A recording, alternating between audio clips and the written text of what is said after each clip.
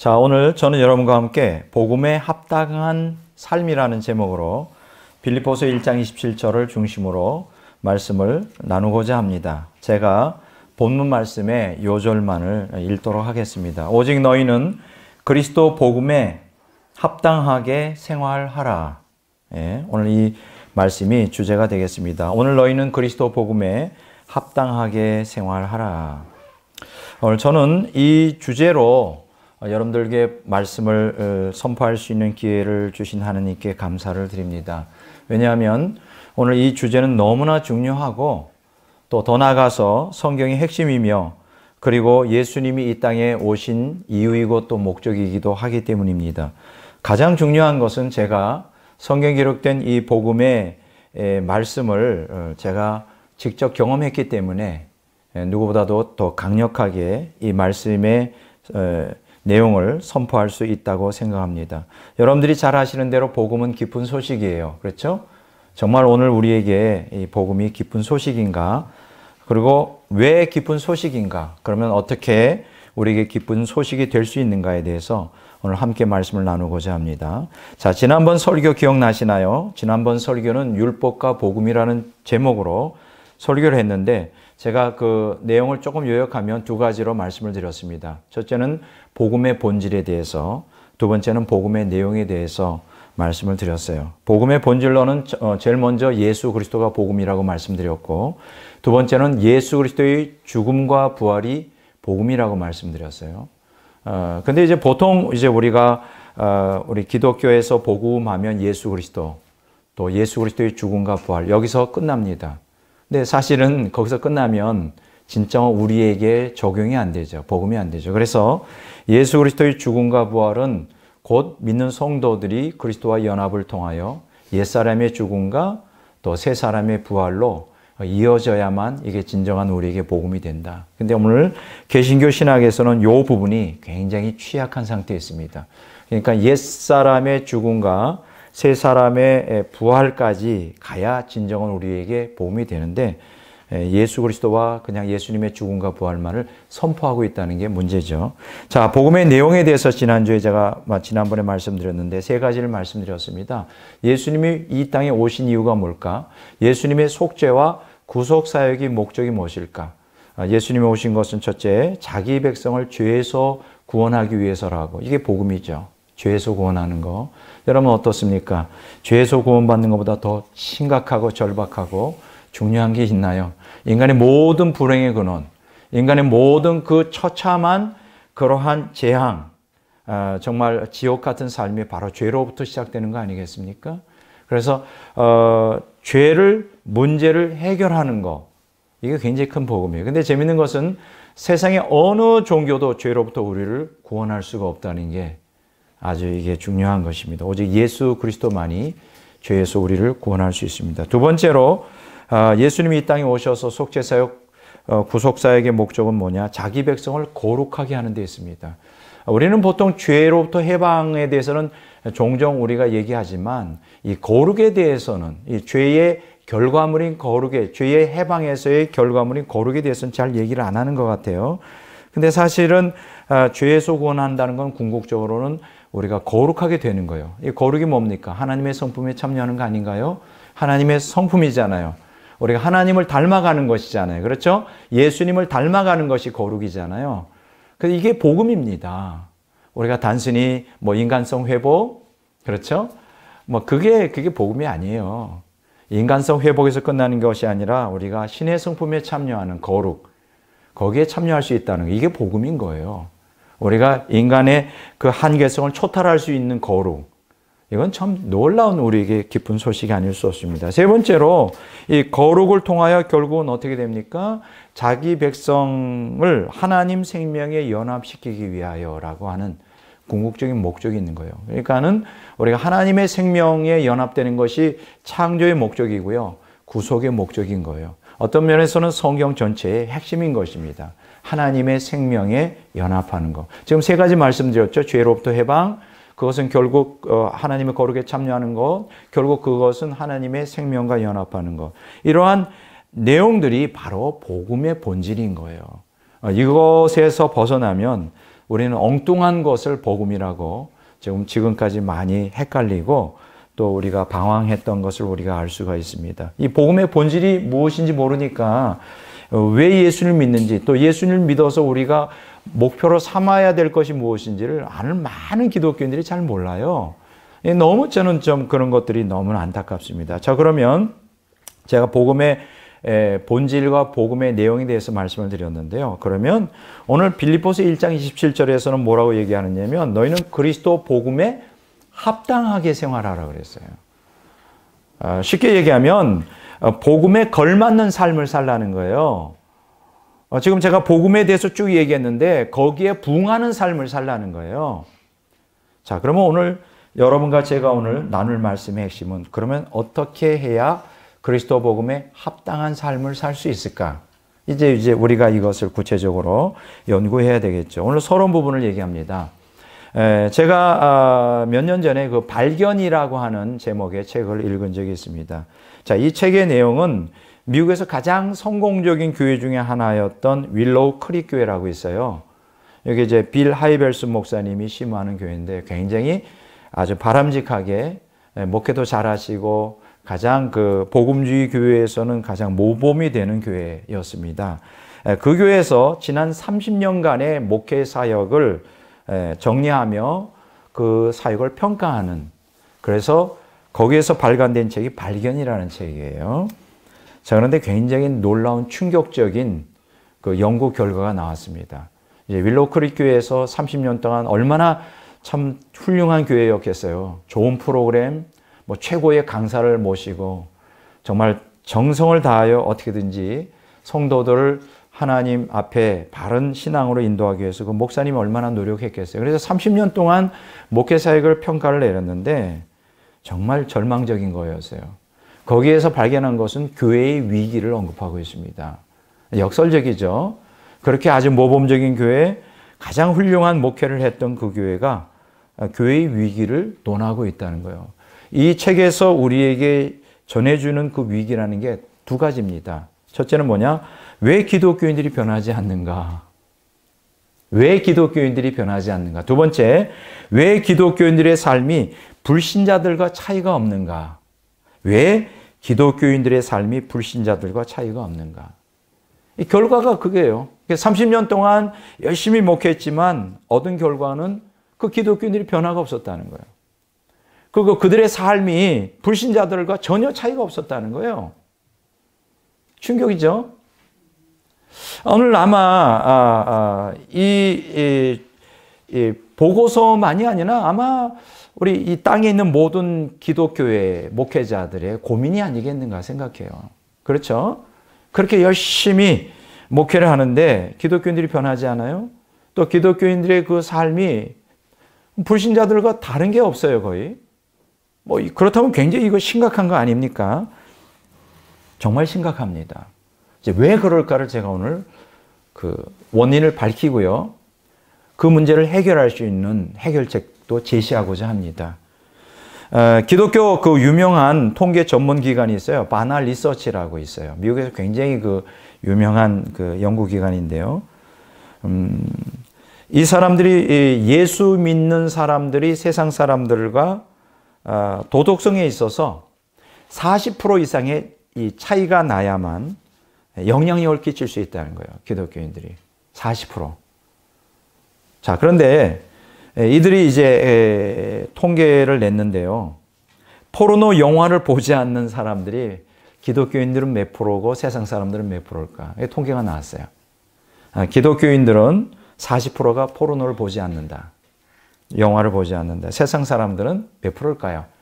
30%가 보지 않는다. 몇 프로 차이예요?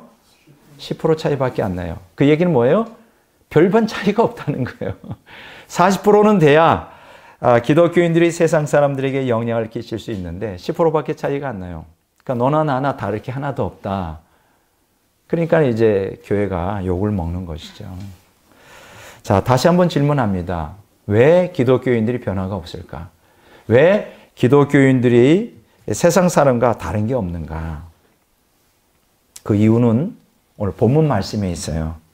기독교인들이 그리스도 복음에 합당한 삶을 살지 않기 때문입니다. 아주 뚜렷해요.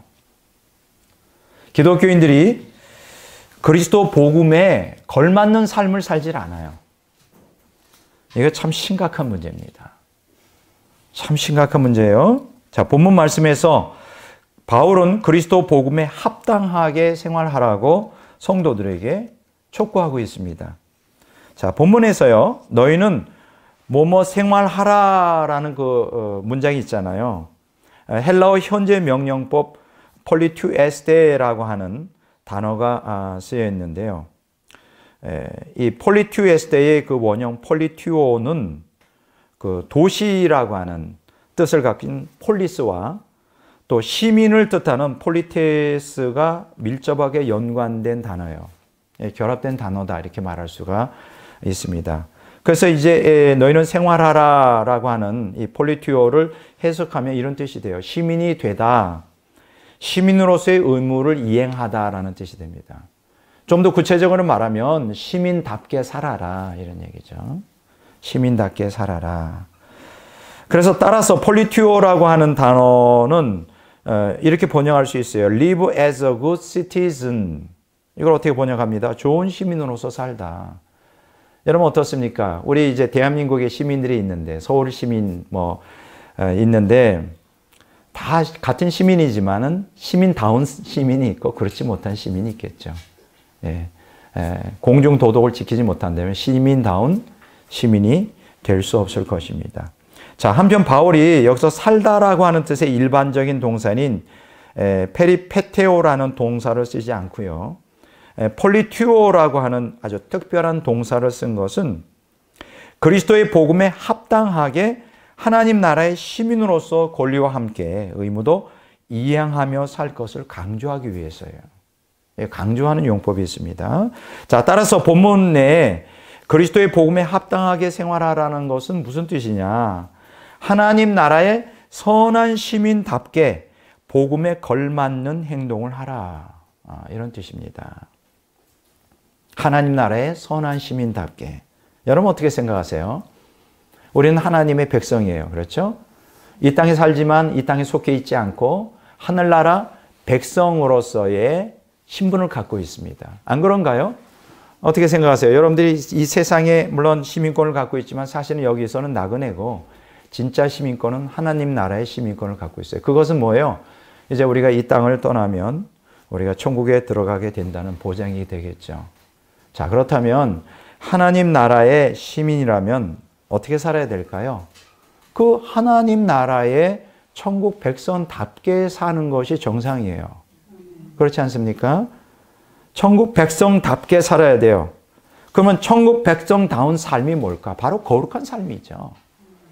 바로 거룩한 삶을 사는 것이 하나님 나라 백성답게 사는 건데 그게 바로 복음에 걸맞는 행동을 하는 거예요. 우리는 너무나 이 기독교에서 복음에 대해서 너무 크게 오해하고 있습니다. 복음은 그냥 공짜, 그냥 우리가 받기만 하고 우리는 아무것도 거기에 반응할 필요가 없다고 생각해요. 그냥 선물이라고만 생각해요. 우리에게 그냥 공짜로 주어지는 선물. 그래서 우리에게 기쁜 거. 여러분, 복음은 그런 내용이 아니에요. 복음을 위하여 어마어마한 희생의 대가가 치러졌고요. 그 대가로서 우리에게 요구하는 것은 죄로부터 해방이고 거룩한 백성이 되게 하는 것이고 하나님 생명에 연합하는 거예요. 근데 이러한 복음의 내용과 본질을 모르니까 많은 기독교인들이 복음을 합당하게 살지 않고요. 복음을 방종의 도구로 전락시켜서 하나님을 모욕하는 사람들이 너무 많고요. 하나님의 시민이라고 하는, 하나님의 백성이라고 하는 타이틀을 갖고 있으면서도 마귀의 자녀로서 하나님께 욕 돌리는 백성들이 얼마나 많은지 너무나 가슴이 아픈 일이에요. 오늘 본문 말씀 NLT 성경으로 읽어보면 좀 뚜렷하게 나와 있어요. You must live in a manner worthy of the good news about Christ as citizens of heaven 이렇게 나와 있거든요. 이걸 번역하면 여기서 must라는 건 뭐예요? 반드시 그렇게 살아야 된다 그랬죠. 그렇게 살지 않으면 안 된다는 뜻이에요. 그러니까 you must live in a manner worthy of the good news about Christ. 이게 뭐예요? 그리스도에 관한 복음에 걸맞는 in a manner 뭐야? 방식대로. 그러한 방식을 따라 반드시 그렇게 살아야 된다. 그 뒤에 토가 붙였죠. As a citizens of heaven. 하늘나라의 시민답게, 시민으로서 이렇게 번역할 수가 있는 거죠. 나는 오늘 여러분들에게 물어보고 싶습니다. 여러분들은 그리스도의 복음에 합당하게 살고 계시나요? 다른 말로 말하면 하나님 나라의 백성으로서, 하나님 나라의 시민으로서 거기에 걸맞는 삶의 방식대로 살고 있습니까? 물어보고 싶어요. 거기에 대해서 여러분들은 뚜렷하게 답을 주셔야 돼요. 만약 살지 못하고 있다면 그거는 복음에 거슬리는 삶이에요. 그것은 정상적인 삶이 아니에요. 오늘날 많은 기독교인들은 죄를 범하고 타락한 본성대로 사는 것이 정상이라고 생각을 해요. 그것은 예수 그리스도의 속죄의 은총을 무의로 돌리는 굉장히 무서운 모독행위인 거예요. 절대로 성경은 그렇게 사는 것을 허락하지 않습니다. 이거는 잘못 우리가 배운 것입니다. 자, 그러면 복음에 합당한 삶이란 무엇일까? 다시 정리해 봅니다. 하나님 나라의 시민다운 삶을 얘기해요. 그러니까 여러분들은 이 땅에 살지만 하나님 나라의 천국 백성이에요. 얼마나 자랑스럽습니까? 여러분 한때 지금은 어떤지 잘 모르겠습니다만 60년대, 70년대, 80년대 한때에는 미국 시민권을 갖고 있다는 게 굉장히 자랑인 때가 있었어요. 미국 영주권만 갖고 있어도 어마어마한 자랑이었어요. 저도 한때는 영주권을 갖고 있었거든요. 근데 포기했어요. 저는 대한민국 백성이라는 게 더 자랑스럽기 때문에 영주권을 제가 포기를 했습니다. 근데 한때는 미국의 영주권, 시민권을 갖고 있는 게 굉장히 자랑인 때가 있었습니다. 지금도 그렇게 자랑하는 사람들이 있어요. 근데 사실 자랑할 게 하나도 없어요. 대한민국이 어때서 그렇습니까? 예. 근데 여러분, 그것과 비교가 안 되죠. 하나님 나라 백성, 천국의 시민이라는 게 이거는 말로 표현할 수 없는 자랑이에요. 좀 자랑 좀 했으면 좋겠어요. 어느 나라 시민이세요? 네. 저는 천국의 시민권을 갖고 있습니다. 여러분 2000년 전에 바울 사도가 살던 때가 로마 시민권을 갖고 있다는 게, 그죠? 굉장히 자랑이었죠. 그 로마 시민권을 딱 하면요, 그 마표와 같은 거였어요. 아무도 손을 댈 수가 없어요. 어떤 죄를 범해도 로마 시민은 아무도 손을 못 댑니다. 황제에게 직접 송사를 할 수 있는, 이렇게 재판권을 걸 수 있는 권한이 있었어요. 대단한 거예요. 로마 시민권이라는 게. 여러분 천국 시민권이라는 게 얼마나 대단한 거예요. 난 여러분들이 좀 자랑했으면 좋겠어요. 나는 천국 시민권을 갖고 있습니다. 근데 그렇게 얘기해도 아무도 감동을 안 받는 것 같아요. 세상 사람도 반응이 없고, 미국 시민권은, 그래요? 그래요? 천국 시민권을 갖고 있다 그래도 아무도 부러워하거나 반응이 없어요. 그들은 우리가 누군지 몰라서 그래요. 또 더 중요한 거는 우리도 그걸 자랑스럽게 생각하지 않는다는 거예요. 오히려 부끄럽게 생각해요. 그거 참 신기한 것이죠. 자, 그리스도 복음에 합당한 삶이란 하나님 나라의 시민다운 삶을 의미하고요. 그 내용은 뭔지 아십니까? 그리스도를 본받아서, 그렇죠? 마음이 삐뚤어지고 완악한 사람들이 가득 찬 이 어두운 세상에서 흠없고 순결한 하나님의 자녀가 되어 그들 사이에 생명의 말씀을 따라 등불처럼 빛을 발하는 삶을 산다는 뜻이에요. 제가 질문하고 있습니다. 여러분들이 흠없고 순결한 하나님의 자녀로 살고 있나요? 그리고 이 세상에 빛과 등불이 되어 있나요?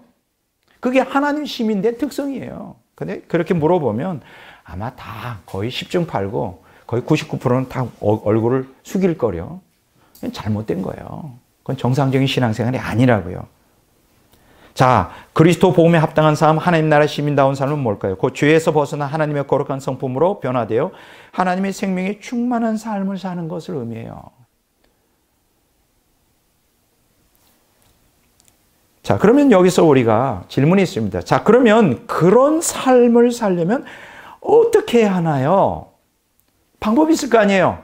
그렇게 살라고 명령할 때는 그렇게 살 수 있는 방법이 있으니까, 비법이 있으니까 그렇게 살라는 거 아니에요. 제가 오늘 그 비법을 가르쳐 드릴게요. 바로 로마서 6장, 7장, 8장에 그 답이 있습니다. 자, 뭐라고요? 로마서 6장, 7장, 8장에 그 답이 있어요. 로마서 3장 21절에서 5장 21절까지에서 우리 바울은 칭의를 다루고 있습니다. 칭의. 그런데 그 뒤에 이어지는 로마서 6장, 7장, 8장에서는 바울은 성화를 다루고 있어요. 성화. 그러니까 그리스도의 복음에 합당한 삶이란, 하나님 나라의 힘이 난 삶이란 성화를 이루는 삶이구나. 거룩하게 살아가는 거구나. 그럼 어떻게 하면 성화될까? 어떻게 하면 거룩하게 될까? 이게 이제 오늘 저와 여러분들이 이제 생각해야 될 주제인데요. 빌립보서 1장 27절에 복음에 합당한 자라고 나오잖아요. 그런데요, 데살로니가전서 2장 2절에는 하나님께 합당한 자라는 단어가 나와요. 그러니까 복음에 합당한 자는 하나님께 합당한 자구나 깨닫게 되죠. 데살로니가후서 1장 5절에는 하나님 나라에 합당한 자가 나와요. 하나님께 합당한 자라는 것은 하나님 나라에 합당한 자구나. 누굴까? 복음에 합당한 자, 하나님께 합당한 자, 하나님 나라에 합당한 자. 거룩한 삶을 살아가는 거예요. 거기서 더도 덜도 아닙니다. 난 여러분들에게 물어보고 싶어요. 여러분들이 과연 지금 이 땅에서 타락한 이 세상 속에서 세상 사람과 전혀 다른 가치관 속에 거룩하게 살고 있어요? 살고 있지 않다면 여러분들은 정상적인 신앙이 아니에요. 이게 정상이 아니에요. 근데 많은 기독교인들은 거룩하게 못 살고 죄 가운데 살아가는 게 마땅하다고 생각해요. 이건 잘못된 신학 때문에, 전적 타락, 전적 부패 때문에 우리는 이 땅에서 죽는 날까지 거룩하게 될 수 없다는 게 오늘 개신교의 주류의 가르침이거든요. 잘못된 거예요. 이거는 마귀의 교리예요. 우린 거룩해질 수 있어요. 예수님은 우리 죄를 단순히 용서해 주고 죄를 덮어주기만을 위해서 죽지 않았어요. 예수님의 보혈의 그 고귀한 그 피는, 그 고귀한 희생은 우리를 죄를 덮어주고 죄 용서만이 아니라 죄를 제거하고 죄에서 벗어나 거룩한 백성 되고 하나님의 생명에 이 땅에서 온전히 연합할 수 있는 충분한 그러한 그 백성 되게 할 수 있는 능력을 갖고 있어요. 그러니까 오늘 하나님의 말씀에 다 거실러서 오늘 신학자들이 하나님의 복음을, 그리스도의 복음을 다 무력하게 만들었어요.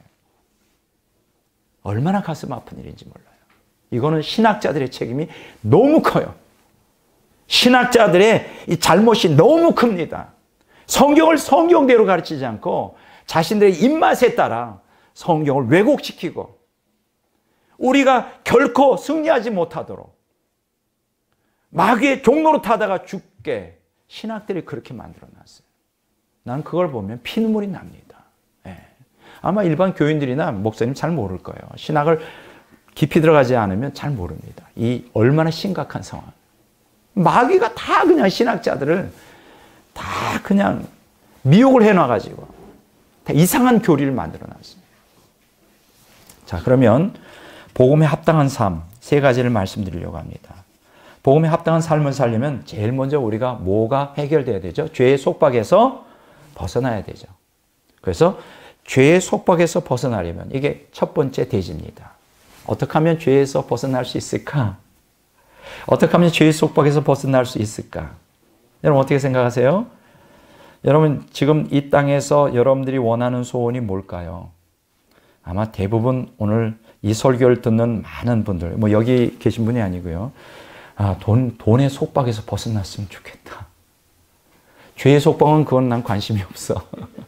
돈만 있으면 덜 죄를 지을 것 같아. 그럴까요?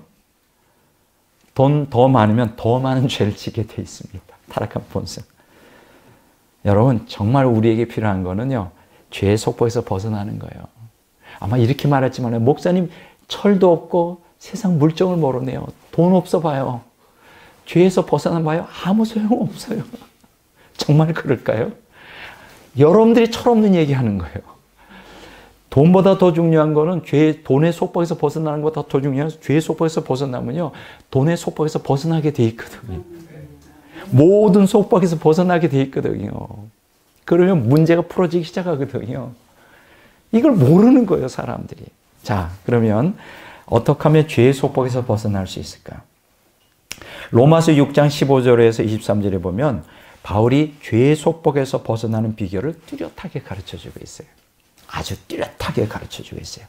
자, 이 비결을 깨달았기 때문에 로마서 6장 17절에서 바울은 하나님께 감사한다고 고백했어요. 여러분, 복음만이 우리를 죄의 속박에서 건질 수 있는 능력이 있어요. 다른 모든 종교의 가르침 다 가짜예요. 오직 복음이 아닌 것으로는 절대 죄의 속박에서 벗어나게 할 수 없어요. 자, 그러면 어떻게 하면 죄의 속박에서 벗어날 수 있을까? 요한복음 8장 34절에 보면 예수님이 직접 말씀하셨어요. 죄를 범하는 자는 죄의 종이라고요. 여러분들이 계속 죄 가운데 있습니까? 예수 믿으면서도 죄 가운데 계속 있으면 죄의 종이에요. 죄에 묶여 있는 상태라. 그렇잖아요? 죄에서 벗어났는데 어떻게 죄를 범하겠어요? 근데 죄에 묶여 있기 때문에 죄의 종인 거예요. 근데 더 충격적인 얘기가 있어요.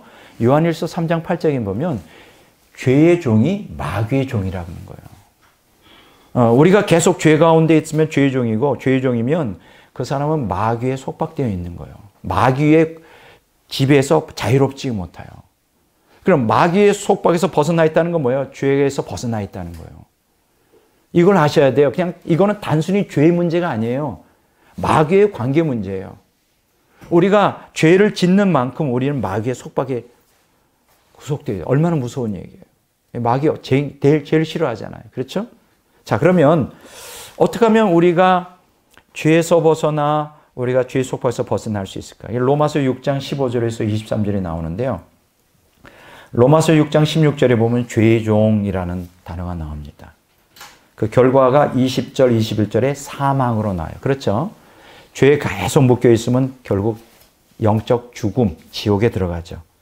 그런데 우리가 로마서 6장 18절에 보면 의의 종이 되면 죄로부터 해방된다는 거예요. 의의 종이 되면 죄로부터 해방돼요. 그러니까 죄로부터 해방되기 위해서는 어떻게 될까? 죄의 종에서 의의 종이 돼야 되겠죠. 그런데 로마서 6장 22절에 보면 하나님의 종이 되면 죄로부터 해방된다는 거예요. 우리가 죄로부터 해방되려면 의의 종 되고 하나님의 종이 되면 죄로부터 해방되는구나. 그런데요, 의의 종, 죄의 종은 특성이 있어요. 죄로부터 해방되면 어떻게 될까요? 19절에 보면 의의 종으로서 너희 지체를 의에게 종으로 내어 주어 거룩함에 이르라. 죄로부터 해방된 상태는 거룩해진 거죠. 그렇죠? 거룩해지면 죄로부터 해방된 거죠. 그렇죠? 죄와 거룩은 상극이잖아요. 로마서 6장 22절에 보면 하나님의 종이 되면 죄로부터 해방된다는데 22절에 보면 하나님께 종이 되어 거룩함에 이르라 이런 얘기가 있잖아요. 여기 거룩해진다는 건 뭐예요? 죄로부터 해방된 게 거룩해요. 그러니까 여기서 우리가 깨닫게 되는 거는 죄의 종일 때는 그 영적 죽음으로 지옥 가게 되는데 의의 종이 되고 하나님의 종이 되면 죄로부터 해방되고 결국은 거룩함에 이르게 되는데 여기서 중요한 것은 뭐냐? 거룩함에 이르라는 거예요. 계속 진행형이죠. 하루아침에 안 된다는 걸 얘기해요. 자, 그렇게 되면 어떻게 될까요? 22절에 보면 영생을 얻게 돼요.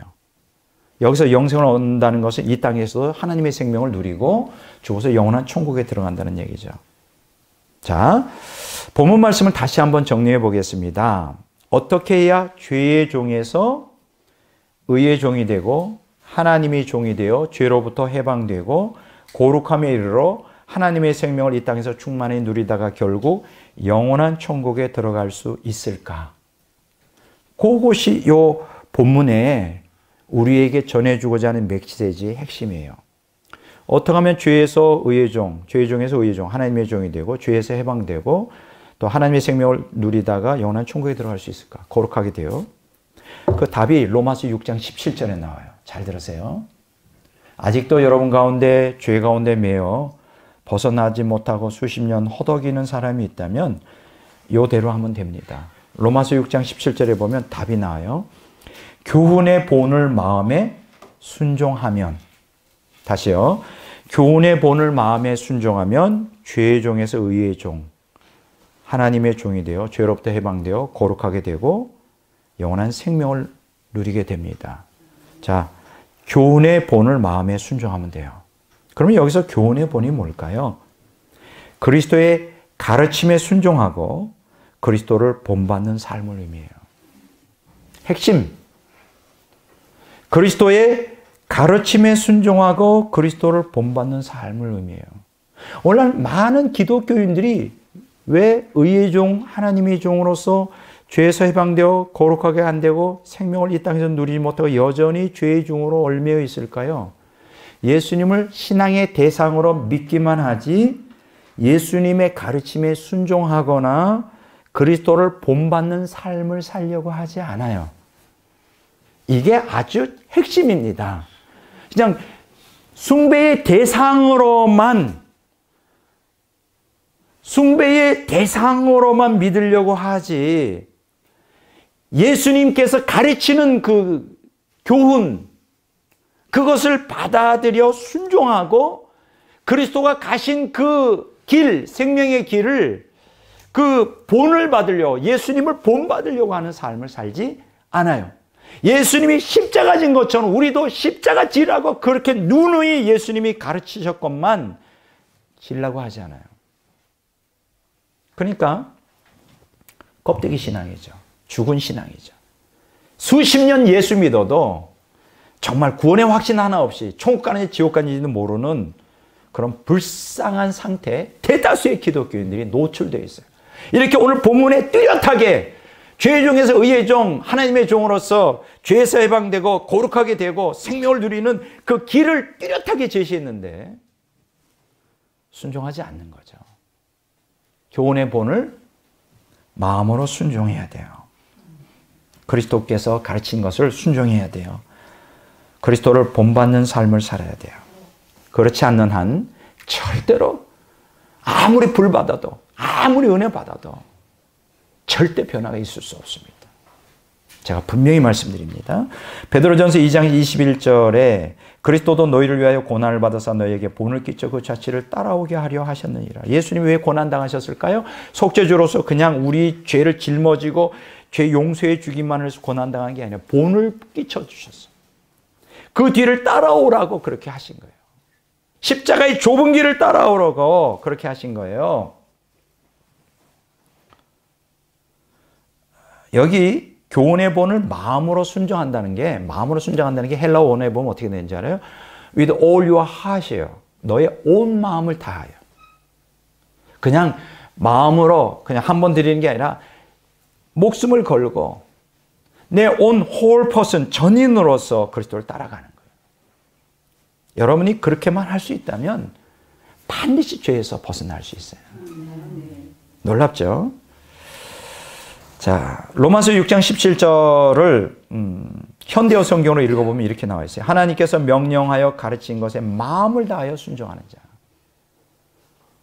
결국은 그리스도 교훈의 본을 마음으로 순종한다는 것은 하나님의 말씀을 온 마음을 다하여 순종하는 거예요. 온 마음을 다하여 순종하는 거예요. 현대인의 성경에 보면 이렇게 나와 있어요. 하나님의 말씀을 온전히 순종하는 거예요. 그냥 부분적으로 순종하거나 내 마음에 맞는 것만 받아들이거나, 오늘 대다수 기독교인들이 그렇죠. 성경을 해석할 때 내 입맛에 맞는 것만 받아들이고 아닌 거는 다 배척해버리죠.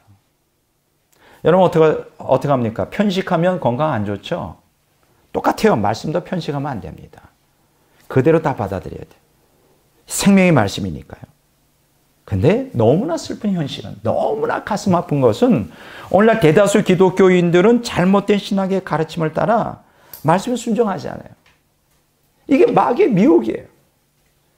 말씀에 순종하지 않아요. 듣기만 해요. 그건 나하고 아무 관계가 없다고 생각해. 저들은 말씀을 율법이라고 생각하고 말씀 순종을 율법주의라고 생각하고 행위구원이라고 생각해요. 이게 어디 성경에 그렇게 가르치나요? 마귀의 가르침이지. 그래서 말씀을 순종 안 하려고 그래요. 그런데 오늘 본문 로마서 6장 15절 23절에 보면 말씀 순종만이 죄의 종에서 의의 종이 되고 하나님의 종이 되어 죄에서 해방되고 거룩함을 이루고 하나님의 생명을 이 땅에서 충만히 누리다가 영원한 천국에 들어갈 수 있는 유일한 길이라고 가르치고 있어요. 제가 가르치는 대로 한번 해보세요. 말씀 순종해 보세요. 처음에 쉽지 않습니다. 지극히 작은 것 하나에 순종해 보세요. 그러면 그렇게 그것이 훈련이 되고 지극히 작은 말씀 하나에 어떻게 변화가 일어나는가, 그것을 한번 여러분들이 경험해 보시기 바랍니다. 오늘날 교회에서 은혜 받아라, 또 성령 불 받아라, 그거는 가르치지만 말씀 순종을 잘 안 가르치는 것 같아요. 왜 안 가르칠까요? 뭐 은혜 받고 불 받는 것도 쉽지 않겠지만 말씀 순종하는 게 굉장히 어렵습니다. 왜 어려울까요? 말씀에 순종하려면 내겐 세 가지 원수가 달겨들어서 순종하지 못하도록 공격을 해요. 옛사람이 가만 안 놔둬요. 말씀과 옛사람은 상극이에요. 원수예요. 내 안에 옛사람이 주도하고 있는데 말씀을 지키려고 그러잖아요. 의지적으로. 반발이 보통이 아니에요. 그렇지 않나요? 여러분 경험해보지 않았나요? 교회 오는 거 쉬워요? 절대 쉽지 않습니다. 어쩌면 그렇게 교회 오려면, 마음 먹고 오려면 이렇게 주일날 전화가 와. 친구가 와서 내가 너에게 아주 맛있는 통닭을 사줄게. 금식하면 더 그래요. 안 하던 짓들을 많이 하죠. 교회 못 오게 막 붙들죠. 여러분 기도해 본 적 있어요? 기도 안 하던 사람 하려면 보통 어렵죠. 마귀가 가만 안 있죠. 여러분 말씀 순종 절대 쉽지 않아요. 옛사람이 가만 놔두지 않아요. 막 난동을 부려요. 폭동을 일으켜요. 예. 또 옛사람만 가만히 있지 않나요? 세상도 가만히 있지 않죠. 그냥 우리를 얼마나 유혹하는지 세상 것이. 또 그 배후에서 또 누가 가만히 있지 않아요? 마귀가 또 가만히 있지는 않아요. 왜냐하면요. 말씀 순종하면 생명의 역사가 일어난다는 걸 알아요. 죄에서 해방되어 거룩하게 되고 하나님의 생명이 연합된다는 걸 누구보다도 마귀가 잘 알기 때문에 그것을 그렇게 하지 못하도록, 그렇죠. 말씀을 어떻게든지 마음에서 뺏어가려고 난리를 피죠. 자, 그래서 제가 두 번째 대지가 뭐냐. 그러면 말씀에 순종하려면 어떻게 되느냐. 그거 말씀드리려고 해요. 제가 말씀을 순종하십시오. 여기서 끝나면 하려고 그랬는데 안 되는 거예요. 안 돼요. 그럼 말씀에 순종하려면 어떻게 될까? 그것에 대한 답이 어디 나오느냐면 로마서 6장, 7장, 8장에 전체에 다 나와요. 로마서 6장의 주제를 정한다면요. 십자가라고 전할 수 있어요. 로마서 7장의 주제를 전하면 율법이에요. 로마서 8장의 주제는 성령이에요. 자, 그런데요. 로마서 6장 십자가, 로마서 7장 율법, 로마서 8장 성령인데 재밌는 건 뭔지 아세요? 로마서 3장 31절에서 5장 21절까지가 칭의에 대한 복음이라 그랬잖아요. 칭의. 그런데 예수 그리스도가 칭의를 위하여 모든 그 속죄의 피를 흘리고 은혜 가운데 우리가 믿음으로 칭의를 얻을 수 있도록 했었는데요. 바로 로마서 5장 17절, 18절, 21절 칭의에 대한 절정 결론 부분에서 그것이 우리에게 생명을 준다고 그랬어요. 그러니까 칭의를 통하여 이제 생명으로 들어가는 생명의 이식을 받는 이제 그 발판이 마련이 되는 거예요. 그럼 우리가 아무것도 한 게 없어요. 그리스도가 우리를 위하여 죽으심으로 죄에서 의가 왕노릇하는, 그렇죠. 생명이 왕노릇하는 자로 이미 다 마련해 놓으셨어요. 그러니까 칭의라는 건 뭐냐? 생명을 우리에게 중생을 통하여 심어줌으로 생명을 누릴 수 있는, 성화를 통하여 생명을 누릴 수 있는 모든 발판, 모든 그 기초를 다 예수님이 닦아놓으셨다는 거예요. 그게 로마서 3장 21절에서 5장 21절까지의 내용이고 그 절정 부분에서 로마서 5장 17절, 18절, 21절에 생명에 대해서 얘기해 주겠어요. 자, 그런데 거기서 끝나지 않죠. 모든 준비가 되어 있다 그래서 그것이 실제적으로 내가 죄에서 완전히 벗어나거나 완전히 거룩해지거나 생명 충만한 건 아니에요. 이 죄에서 벗어날 수 있는 씨앗이 심겨졌고 거룩을 위한 씨앗이 심겨졌고 그리고 하나님 생명의 연합을 위한 씨앗이 심겨졌다는 얘기지. 칭의가. 그것이 전체가 아니라고요. 많은 사람들이 오해해요. 그냥 칭의 받으면 다 끝난 줄 알아. 칭의되면 다 구원이 완성된 줄 알아. 이것도 또 역시 마귀의 미혹이죠. 절대 그렇지 않습니다. 6장, 7장, 8장으로 나가야 돼요. 그런데 놀라운 것은요. 제가 얘기했잖아요. 6장은 십자가인데 로마서 6장 4절에는 생명을 얘기해 주고 있어요. 십자가로 말하면 우리가 생명을 얻어요. 로마서 7장은 율법인데 로마서 7장 10절에 율법은 생명이라고 가르치고 있어요. 로마서 8장은 성령인데 로마서 8장 6절 13절에 보면 생명을 얘기해 주고 있어요. 그런데요. 놀라운 것은요. 이 십자가와 율법과 생명이 함께 역사할 때 온전한 생명이 있어요. 만약에 각각 따로 역사하면 십자가는 금욕주의로 전락하고요. 율법은 율법주의로 전락시키고요. 성령은 바로 열광주의로 전락시켜요. 이게 같이 6장, 7장, 8장 십자가, 율법, 성령이 함께 역사할 때만 온전히 우리가 생명의 길로 나아갈 수가 있어요. 여러분, 그런데요, 성경에서 우리에게 가르치는 교훈은 뭐냐? 율법은 하나님의 생명이라고 가르쳐요. 율법은 선악에 대해 하나님의 기준을 제시해줘요. 그러니까 우리가 죄에서 해방되려면 뭐가 죄인지 아닌지가 구별이 돼야 되잖아요. 그 기준을 누가 준다고요? 율법을 주죠. 율법이요. 그런데 율법만 가지고, 물론 율법이 하나님의 말씀인데 이게 선과 악에 대하여 죄를 깨우쳐 주려면 누구의 도움이 필요하냐면 성령의 도움이 필요해요. 왜냐하면 이 성경책은 율법인데, 말씀인데 이게 인간의 언어로 기록되어 있잖아요. 근데 성령의 감동으로 기록되어 있거든요. 그러니까 성경을 기록한 성령께서 역사할 때, 조명해 줄 때만 성경을 읽는 사람에게 죄와 진리를 구별할 수 있는, 죄를 깨우쳐 주는 성령, 율법과 성령이 같이 공동체할 때만 깨닫게, 이해가 되죠. 예, 깨닫게 되는 거예요. 자, 그러면 죄에 대하여, 선과 악에 대하여 율법을 깨닫게 되는데, 그러면 우리가 이 율법과 성령이 함께 역사하여 정말로 온전히 죄를 깨닫는 것만 가지고 되지 않죠. 어떻게 될까요? 성경에서 죄라 그래요. 그러면 그 죄를 짓지 말아야 되잖아요.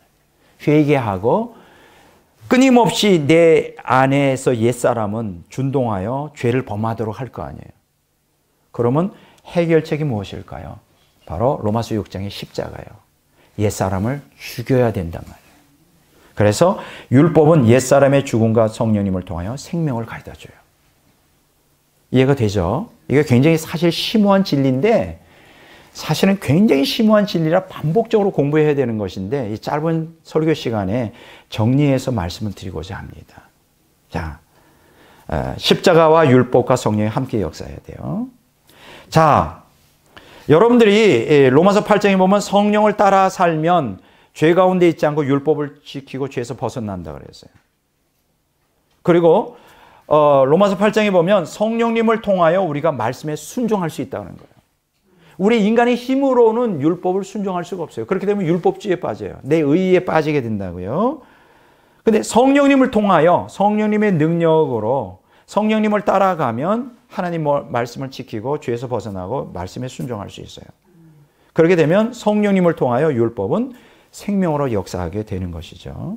예, 이렇게 이제 우리가 정리할 수 있어요. 자, 그러면 굉장히 좀 어려운 얘기인데요. 우리가 율법이 우리에게 하나의 저주가 되지 않고 우리에게 생명이 되려면 어떻게 되느냐? 바로 십자가에 자기가 죽어야 돼요. 내 의로 율법을 지키려면 율법주의가 되고 오히려 그게 저주가 돼요. 내 행위로 구원받으려고 하니까. 그래서 십자가에 옛사람을 죽이는 것은 율법의 저주로부터 성도를 해방하기 위해 1차적으로 죽여야 되고, 두 번째는요, 십자가는 이제 내가 어떤 그 행위를 통하여 선하게 행함으로 율법을 지킴으로 구원받으려고 할 때 자기 의로부터 성도들을 해방해요. 십자가. 너는 의가 없다. 너는 죽었다.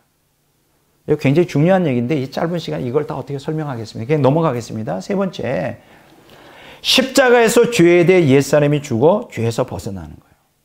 그러니까 궁극적으로 율법도 생명이고 성령이 생명이고 율법과 성령이 함께 연합하여 우리를 생명의 길로 인도하시는데, 결국은 궁극적으로는 십자가를 통해서만 온전히, 내 죽음을 통해서만 온전히 말씀이 생명이 되고 성령의 인도를 따라갈 수 있다는 거예요. 그러니까 우리가 절대로 옛사람은 율법을 지킬 수가 없고요. 지키게 되면 자기의가 되고 율법주의가 되고, 절대로 옛사람으로는 성령을 따라갈 수 없어요. 옛사람으로 성령을 따르면 어떻게 됩니까? 자기가 하나님에 대해서 열광주의, 이 교단 이단 교주들이 다 그런 짓을 하는 거죠. 자기를 죽이지 않아서 그래요. 이상해요. 성령 은사를 많이 받은 그 분들이 막 교주가 돼요, 교주. 왜 그럴까요? 자기를 죽이지 않았어요. 자기를 죽이지 않아요. 십자가의 옛사람. 그래서 이제 로마서 6장, 7장, 8장 십자가와 율법과 성령이 함께 역사하는 게 굉장히 중요해요. 자, 그러면 우리가 성령님을 체험한다는 게 뭐냐? 성령님을 온전히 우리가 율법과 함께 우리가 옛사람의 죽음을 체험하면요, 그리스도의 십자가를 본받는 성령을 체험하는 거예요. 그러니까 저 사람이 나 성령 체험했어요 하면 우리 보통 불 받은 거, 은사 받은 거 생각하잖아요. 그 정도의 성령 체험이에요. 진정한 성령 체험은 그리스도의 십자가를 본받는 삶이에요. 그러니까 성령 충만한 사람은 날마다 옛사람을 죽여요. 그 사람이 성령 충만한 증거예요. 두 번째로 그 사람의 사역이 성령의 활동이냐 아니냐 판단하는 기준은 그 사람이 정말 십자가를 본받는 삶을 사느냐 아니냐에 따라 판단이 되는 거예요. 십자가를 볼마다 항상 옛사람을 죽이면 그건 성령의 역사예요.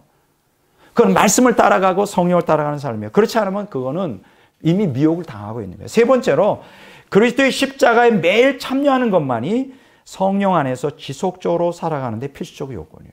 여기서 중요한 것은요, 왜 십자가 필요하냐? 옛사람을 죽여야 된다. 옛사람으로 성령을 따라가면 열광주의가 되고요. 옛사람으로 율법을 따라가면 율법주의가 되고요. 옛사람을 죽이지 않고 십자가를 짊어지면 금욕주의가 돼요. 그러니까 다 이게 잘못된 거예요. 철저히 십자가에서 자기를 죽일 때 우리가 온전히 하나님 말씀에 순종하는 것이 가능하고요. 그리고 온전히 성령을 따라가는 게 가능해요. 자, 그래서 오늘 두 번째 대지가 말씀에 순종하려면 어떻게 되느냐? 성령의 도움이 필요하죠. 근데 성령의 도움을 받아 말씀에 철저히 순종하려면 결과적으로는 철저히 매일매일 자기의 옛사람을 죽여야 돼요. 십자가에 못 박아야 된다.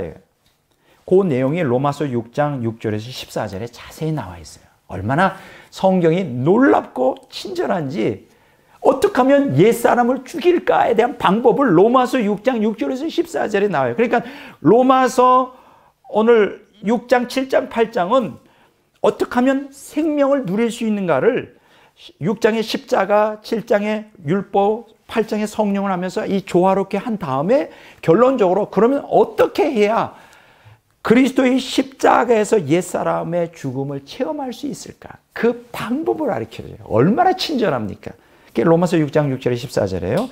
이 세 단계로 성경에 설명되어 있어요. 로마서 6장 7절에 보면 우리가 그리스도와 함께 옛사람이 그리스도와 함께 십자가에 못 박혀 죽은 우리가 알거니와 이렇게 나와요. 우리가 알거니와 우리 옛사람이 예수 그리스도와 함께 죽은 것은 죄의 몸이 멸하여 죄에게 해방되기 위해서다. 그래서 제일 중요한 것은요, 그리스도와 함께 죽었다는 것을 받아들여야 돼요. 팩트예요, 팩트. 2000년 전에 우리는 죽었어요. 이미 기정사실로 된 거예요. 로마서 6장 6절 7절에 나와요. 그러면 그것으로 끝난 거예요? 아니죠. 로마서 6장 11절에 보면 죄에 대해 죽은 자로 날마다 여기라는 거예요. 믿으라는 거죠. 워치만 니는 여기까지 가르쳤어요. 우린 죽었다. 옛사람은 죽었다. 너는 죽었어. 그러니까 죽었다고 여겨. regard as. 죽었어. 죽었으니까 여겨. 그렇게. 거기까지 워치만이 얘기해요. 제가 워치만이 얼마나 깊이 빠져 있었던 사람인지 몰라요. 나는 죽었어. 내가 죽었어. 워치만이가 이 엄청난 진리를 깨달았는데요. 어느 날 자기 옛사람이 살아있단 말이에요. 막 고민 가운데 이 로마서 6장을 읽으면서 죽었다는 걸 알게 되었어요. 그래서 막 2층에서 막 뛰어내려오는 거야. 거기 어떤 같이 동용하는 형제가 있는데 막 형제를 붙들고 기뻐가지고, 형제님, 내가 죽었어요. 내가 죽었다고요. 내가 죽은 걸 알아요? 막. 근데 그 형제는 갑자기 어벙해가지고 무슨 얘기하나 그랬는데 내가 죽었단 말이에요. 그래서 워치만이의 그 주제가 있습니다. 내가 아니요 그리스도. 내가 산 것이 아니요 그리스도가 살았다. 이게 워치만이의 그 빅 타이틀이었어요. 근데 안타깝게도 거기서 끝납니다. 그냥 너가 죽었고 팩트, 그리고 죽었다가 믿어라는 믿음으로만 거기서 끝나요. 더 나가야 되거든요. 6장 13절에 뭐라 그래요? 너희 지체를 의의 병기로 하나님께 드리는 것을 얘기를 안 했어요. 성경은 드리라 그랬잖아요. 행해야 돼요. 죽은 거는 역사적인 사실이고 죽었다고 믿어야 되지만 실제적으로 죽은 자로서 매일매일 자기를 부인하면서 날마다 부인해가는 행동으로 옮기는 삶을 살아야 돼요. 그게 성경이 가르치는데 워치만니가 그거는 뺐어요. 그러니까 워치만니를 따르는 사람은 변화가 없죠. 관념론적 옛사람 죽음으로 끝나고 마는 거죠. 행동으로 실제로 죽이지 않으니까. 야, 이게 굉장히 좀 신학적으로 미묘한 이러한 그 뉘앙스를 가져다 주잖아요. 여러분들이 날마다 옛사람과의 싸움에서 날마다 죽여야 돼요. 이미 죽은 거예요. 그걸 믿어야 돼요. 거기서 끝나지 말고 날마다 죽여야 돼요. 말과 행동에, 이 거치는 말과 행동을 때 여러분들이 진정으로 하나님을 갈망하고 은혜를 갈망하고 말씀을 사모하고 그리고 성령을 따라가기 원하면 옛사람의 준동을 하나님이 민감하게 영으로 경험하게 하셔요. 양심의 가책을 통해 경험해요. 그럼 거기서 회개하면 돼요. 아, 또 내 옛사람이 이렇게 나타났네요. 또 자랑했네요. 또 혈기를 부렸네요. 또 거짓말을 했네요. 어떻게 하면 좋아요? 어떻게 하면 가슴을 치면서 철저히 그 회개하는 거예요. 너무 잘못했다고 도와주세요. 성령님 도와주세요.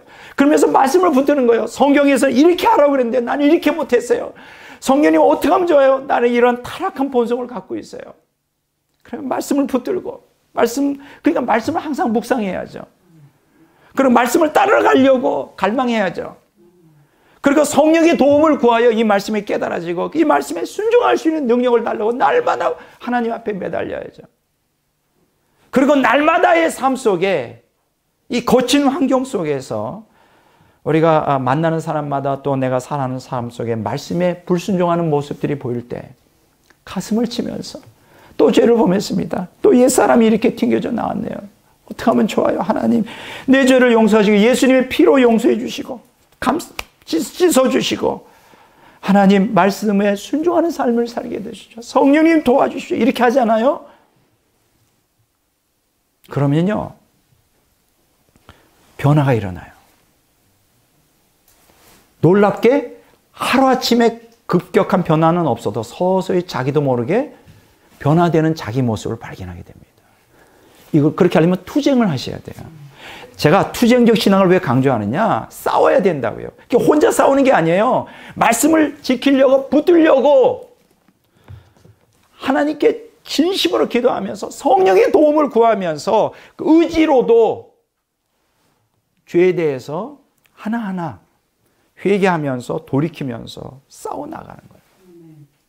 그렇게 하면요 하나님 말씀이 우리를 도와주셔요. 그러면서 하나님 말씀이 내 머리에 있던 말씀이 안으로 영 안으로 들어오기 시작해요. 계속 투쟁하면. 그럼 말씀이 안에 거하잖아요. 죄가 꼼짝 못해요. 이게 제가 경험한 거예요. 머리에 있는 말씀 가지고는 죄가 제압을 당하지 않아요. 이 말씀이 머리에서 마음에 거할 때 생명으로 성령을 통해 역사할 때 죄에서 벗어나게 돼요. 거룩하게 돼요. 하나님의 생명이 충만하게 돼요. 이건 제가 경험하는 거예요. 제가 경험하고 있으니까 여러분들에게 확실하게 말씀드리는 거고 그 경험은 이미 성경에 이미 기록이 되어 있어요. 그럼 왜 오늘날 많은 기독교인들이 죄에서 벗어나지 못할까? 거룩한 삶을 살지 못할까? 생명을 누리지 못할까? 생명을 누리지 못하면 어떻게 되는지 알아요? 불행한 삶이에요. 생명을 누려보세요. 얼마나 행복한지 몰라요. 영혼육이 진짜 말로 표현할 수 없을 정도로 행복합니다. 이 공기가요, 이 자연 만물이 너무 아름답고요. 만나는 사람마다 다 사랑스럽고요. 생명이 충만하며. 이 거친 세상 속에서도 천국을 누릴 수가 있어요. 근데 이렇게 하나님이 복음을 주셨는데 왜 오늘날 대다수의 기독교인들이 이 복음을 누리지 못하는 이유가 뭘까요? 말씀 자체를 거부해요. 자기 욕망을 따라 살기 때문에 말씀이 들어올 수가 없죠. 그리고 그 안에 얼마나 철저하게 타락했는지 그걸 깨닫지 못해요. 영의 눈이 귀가 멀어서 불행한 거죠. 그러니까 믿지 않는 사람과 다를 게 하나도 없어요. 대다수의 기독교인들이 믿지 않는 사람과 다를 게 하나도 없어요. 너무나 안타까운 거예요. 이건 제가 경험한 것입니다. 죄에서 벗어날 수 있어요. 우리가 거룩해질 수 있어요. 우리가 하나님의 생명을 누릴 수 있습니다. 이 특권을 성경에 약속되었고 그리스도인에게 주셨어요. 왜 누리지 못합니까? 바보 아니에요? 누리라고 성경 말씀 주셨는데 왜 누리지 못해요?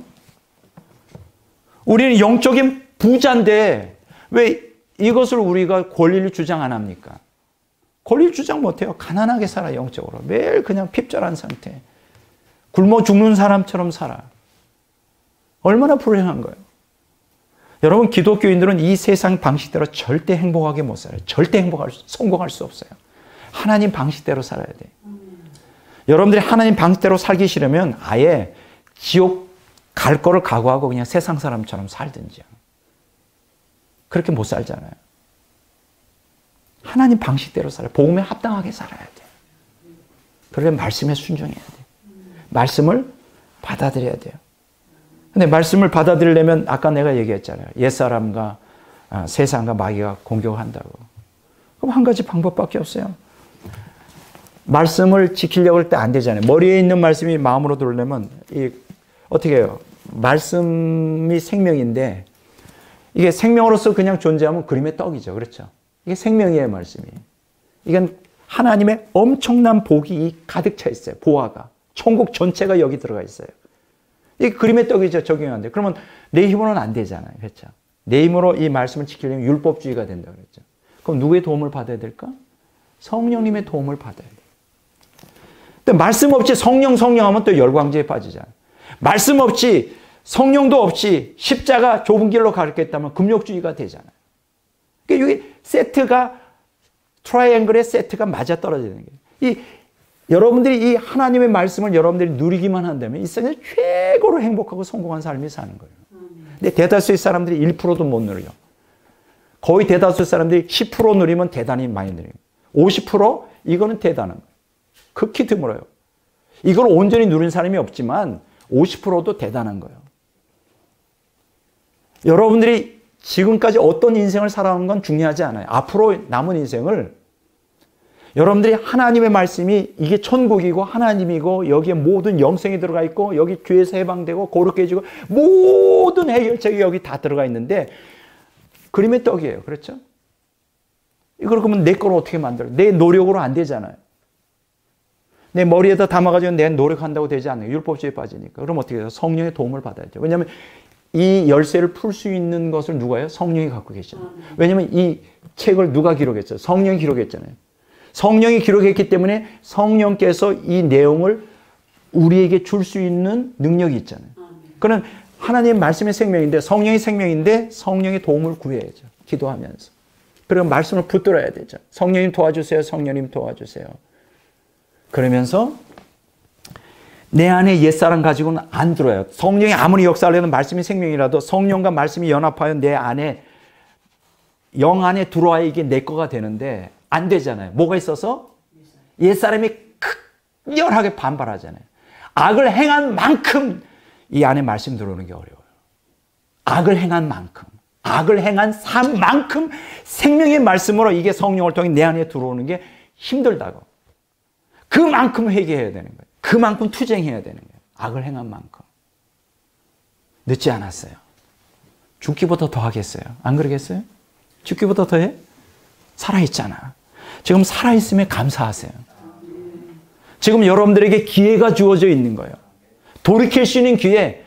하나님의 말씀을 통하여 하나님을 누릴 수 있는 엄청난 기회가 지금 호흡하고 있다는 것만 해도 너무 감사해요. 죽으면 안 되잖아요. 죽은 다음에 기회가 없잖아요.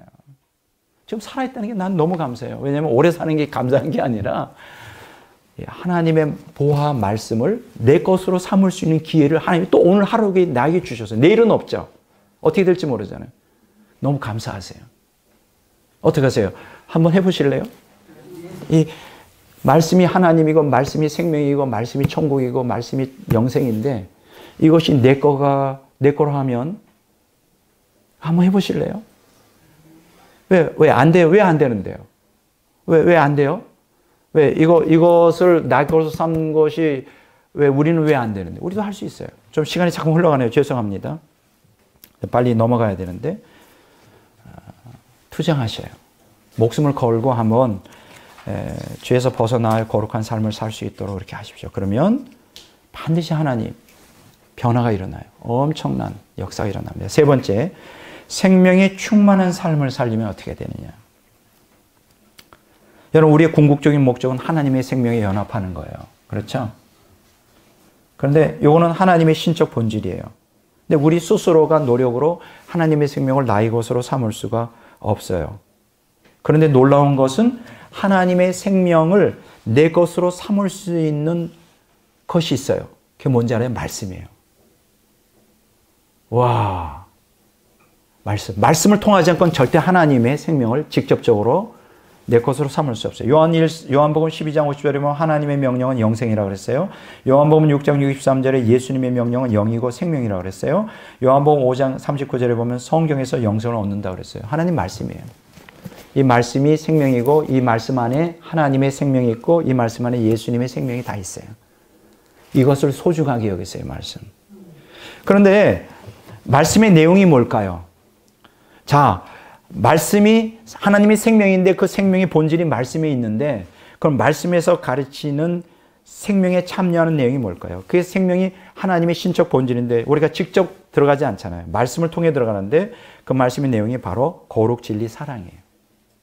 말씀에서 하나님의 생명의 내용이 거룩, 진리, 사랑이에요. 그냥 생명을 얻으세요 하면 너무 추상적이고 너무 우리는 하나님과 우리는 질적 차이이기 때문에 받아들일 수가 없어요. 그걸 어떻게 생명을 참여할 수 있습니까? 인간이 피조물인데. 걱정할 게 하나도 없어요. 왜냐하면 구체적으로 우리가 하나님의 생명을 누릴 수 있는 방법을 제시해 주셨어요. 그게 뭐냐면 거룩, 진리, 사랑이에요. 그게 바로 하나님의 신적 성품이라고 해요. 신의 신적 성품에 참여하면 하나님의 신적 본질에 참여하게 돼요. 굉장히 중요한 얘기입니다. 우리가 하나님의 신적 성품에 참여하면 뭐라고요? 하나님의 신적 본질에 참여, 생명에 참여하게 돼요. 그러면 신적 성품이 뭐예요? 3대 요소죠. 거룩, 진리, 사랑이에요. 베드로후서 1장 1절에 11절은 신의 성품에 참여하는 자라고 그랬어요. 로마서 8장 29절에 30절은 아들의 형상을 본받는 자. 여러분들이 하나님의 성품에 참여하고 아들의 형상을 본받으려면 딱 한 가지예요. 하나님의 신적 성품인 거룩과 진리와 사랑에 참여하면 돼요. 놀랍죠? 어려운 거 아니에요. 불가능한 거 아니에요. 에베소 4장 21절 24절에 보면 내가 진리니 너희도 진리 가운데 행하라고 말했어요. 요한일서 4장 11절에 보면 내가 사랑이니 너희도 사랑 가운데 행하라 그랬어요. 베드로전서 1장 15절 16절에 보면 내가 거룩하니 너희도 거룩 가운데 행하라 그랬어요. 여러분, 하나님이 진리 가운데 행하라, 사랑 가운데 행하라, 거룩 가운데 행하라고 명령할 때는 할 수 없는 걸 절대 명령한 적이 없어요. 그렇지 않나요? 너가 하나님 되라. 그래 말한 적 있어요? 내가 전능한 것처럼 너희도 전능하라 말한 적 있어요? 그런데 진리 가운데 행하라, 거룩 가운데 행하라, 사랑 가운데 행하라 할 때 할 수 있으니까 하라는 거죠.